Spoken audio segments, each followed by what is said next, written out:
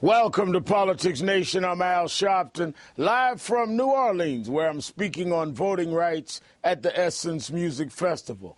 Tonight's lead, building a stronger middle class. President Obama wrapped up his week with a Midwest bus tour and a new bill to create jobs, talking about the progress we've made in this recovery and the need to press ahead. We've started to see manufacturing come back to our shores. More manufacturing jobs created than any time since the 1990s. Over 4.4 million jobs created over the last 2.5 years. Over 500,000 manufacturing jobs.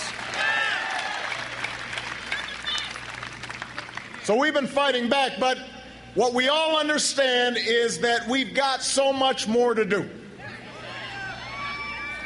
Too many of our friends and family members and neighbors are still out of work. The president's been fighting to get Americans back to work, and Republicans have been fighting him every step of the way. Last year, he unveiled the American Jobs Act to save or create 400,000 education jobs. Republicans blocked it, and today we can see the result. About 100,000 fewer teaching jobs across the country. The president proposed saving thousands of firefighter and police jobs. Republicans made sure it went nowhere, with Mitt Romney leading the charge. He wants another stimulus. He wants to hire more government workers. He says we need more firemen, more policemen, more teachers. It's time for us to cut back on government and help the American people. And the president has been pushing a plan to rebuild the nation's infrastructure. On that score, he's breaking through. Within the past hour, President Obama signed a crucial highway bill into law, a law passed after months of delay from House Republicans. It will save or create about 3 million jobs, helping to rebuild America's roads and bridges. President Obama called on Republicans to help him keep the foot on the gas pedal and take more steps to rev up the economic engine. My message to Congress is what I've been saying for months now. Let's keep going. Let's keep moving forward. Let's keep finding ways to work together to grow the economy and to help put more folks back to work. There's no excuse for inaction when there's so many Americans still trying to get back on their feet. Joining me now is Hilda Solis, Secretary of Labor, and former Governor of Ohio, Ted Strickland, who was with the president on his bus tour on yesterday. Thanks for joining me. Great to be here. It's great to be here with you, Hilda. Good to see you too, Governor. Now let me start with you, Secretary Solis. How important is this highway bill the president just signed? How important is this for the economy? Well, it's a very good signal to the public because for the first time in a long time, you see the Congress working with the White House, with the president, and with all of energy and effort focused on job creation. It took a lot of work. The president went out and talked to the public about it, and now we're going to see hopefully 1 million private sector jobs created and then at least 2 million that will help keep people employed during that time. But more importantly, this is a good signal. You know, we're on a good trajectory. We are adding jobs. What I think about on these days is, are we above the line? And that's important. We added 80,000 jobs in this June job report. But overall, 28 months, 4.4 million private sector jobs. And the president just said it. In less than 3 years, he's already done this. And we can do more. I want you to hold that point a minute, because 80,000 jobs added in the June numbers. Wish it could have been more, but it's an addition. 28 straight months of private sector job growth. 4.4 million jobs added in that period. Yet the president's opponent is saying it's like a punch in the gut when we see a continual pattern of job growth trying to come back from this recession. Seems like it's not fast enough to him, Secretary Solis, but we found a tape. In 2006, then Governor Mitt Romney was arguing that he inherited a bad economy in Massachusetts and that his critics had to give him a longer time to turn things around. Watch this. You guys are right enough to look at the numbers. I came in and the jobs had been just falling like off a cliff. And I came in and they kept falling for 11 months. And then we turned around and we're coming back. And that's progress. And if you're going to suggest to me that somehow the day I got elected, somehow jobs should immediately turn around, well, that would be silly. Somehow jobs should have turned around the day he was elected. That would have been silly. Jobs was going down, then they went up under him in Massachusetts. But when that logic is applied to the work of President Obama and you, it seems like it's not silly anymore. Could it be politics, Secretary Solis? Well, all I can tell you is that, again, numbers don't lie. As former President Reagan used to say, numbers don't lie. And we've added 500,000 manufacturing jobs. In fact, who's the one that helped to save the automobile industry? When Romney said, let it go bankrupt. This president understands he's making his investments in the American workforce because they're resilient and they're ready to go to work. And we need to be right there to help them make that transition. And we're going to work every single day to make sure that happens. Now, Governor Strickland, I was reading and watching A Wise Man, and let me read to you what he said about the president. He said, President Obama is betting on America and American workers, and Mitt Romney is betting his resources in the Cayman Islands, in Bermuda, in Switzerland, and God only knows where else. President Obama is the in-sourcer of jobs, and Mitt Romney is the out-sourcer of jobs. That wise man was you, Governor Strickland, introducing the president yesterday. Would you care to elaborate? Well, Reverend Al, I mean, you know, we have two men who want to be the next president. And one of them, our president, our current president, has worked to build the middle class. He's brought us out of this deep, deep recession, and we're moving forward. And on the other hand, we have Mitt Romney, a man who made great wealth as a result of the privileges that he had of living in this country. And what did he do with his wealth? Well, we don't know everything he did with his wealth because he refuses to release his income tax returns.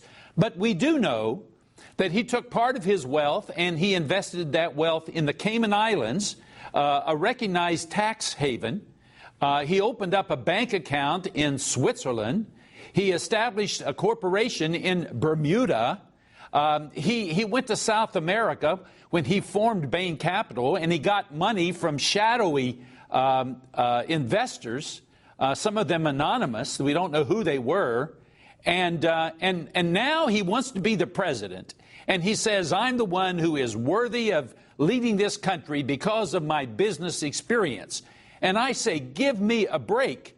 What is Mitt Romney hiding from the American people? Reverend Al, why isn't he releasing his income tax returns? His father released 12 years of income tax returns when he ran for president, and Mitt Romney has released only 1 year, and we need to know more about this man's business dealings, and he wants to be the president. The president has an obligation, I believe, to be candid and transparent and open with the American people. Someone said rightly that Mitt Romney is the most secretive American politician since Richard Nixon. And when it comes to his finances and what he's done with his wealth, I think that's absolutely the case. Now, Secretary Solis, when we deal with the fact that we're trying to deal with coming out of a recession that has actually and clearly hurt a lot of families and really is a burden on the middle class that has caused a lot of pain.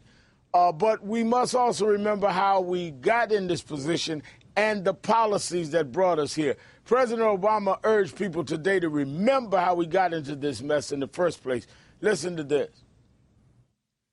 They're banking on the notion that you don't remember what happened when they were in charge, the last time they were in charge of the White House, and how surpluses became deficits, and how job growth was more sluggish than it's been in 50 years. I've got a different idea.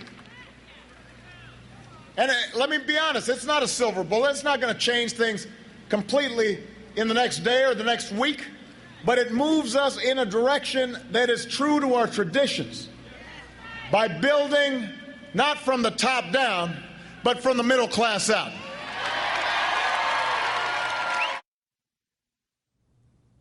Now, Secretary Solis, and it seems that it's not falling on deaf ears because just last month, Gallup poll finds that 68% of people polled do blame his predecessor, President Bush, for the economy. But tell us quickly in your own words, when you came in and took over the Labor Department and had to deal with this economic disaster and create jobs, what was it like? What were you faced with coming to work the first day to deal with this? Reverend, it was a very hard task, and we continue to plow through it. But remember, when the president took over in 2009, we were hemorrhaging jobs, like 800,000 jobs per month. And I can tell you that now we have been adding jobs. In the last 28 months, we put back 4.4 million private sector jobs. We lost 8 million coming in. That was even before the president could actually even enact a recovery program. And we didn't have a lot of support from folks on the other side of the aisle, unfortunately. But that's not what this is about. It's about helping to lift all people, making sure that they have access to good job training, to the tools, to tax credits for small businesses, because that's where the engine of growth is, and helping our returning veterans. That's what counts here. That's what's at stake here. That's why there's a big difference between what Obama wants to do, President Obama, and the Romney folks. Romney would like us to go back to another chapter in life when that didn't prove well for us. Right now, we have a different economy, and we have to be very focused and strategic. And this president is doing everything in his power to do that. But we also need the help of Congress. And that's really where the president does a good job. He can appeal to the public. The public has the final say-so. They can help influence what Congress does. Governor Strickland, the president, ended the week in a bus tour through the heartland. Is his message resonating in the heartland of the country? Oh, I think so. We had a wonderful day yesterday in Ohio, and he had a good day in Pennsylvania today. People understand that this is a good man who truly cares about them, and he's working his heart out. He's a real human being. He understands the struggles, Reverend Al, of ordinary people. I'm not sure that Mitt Romney has the capacity to really understand the struggles of regular Americans. Mitt Romney has great wealth, and that's to his credit, I guess. But how did he get that wealth, and what is he doing with it? And Reverend Al, he has signed on to this Paul Ryan budget, which would damage Medicare, make it a voucher program, would cut funds for Pell Grants for our students. I mean, those are the programs that benefit the middle class. And Mitt Romney wants to take us in a different direction. Well, he wants to take us backward, quite frankly. I mean, the president was right. The only thing Mitt Romney is proposing is more of what George Bush did, only, as Bill Clinton said, he wants to do it on steroids. More tax cuts for the wealthy people. We're going to have to leave it there, Governor. Thank you so much, Secretary Hilda Solis, Governor Ted Strickland. Thank you both for your time tonight. And both of you have a great weekend. Thank you, sir. Good to see you. Coming up, the right's curious response to the Mitt Romney jet ski photo. Remember what conservatives were saying back when John Kerry was out windsurfing? Plus, President Obama calls out Romney for abandoning his principles and pandering to the far right. Are you abandoning a principle that you fought for 6 years simply because you're getting pressure for 2 days from Rush Limbaugh or some critics in Washington? Sometimes you got to fight for things that you believe in, and you can't just switch on a dime. And the president's emotional encounter with a woman who lost her sister to cancer and who's now praising the Affordable Care Act. This law is about people, not politics. We'll talk to her in an exclusive interview live. You're watching Politics Nation on MSNBC.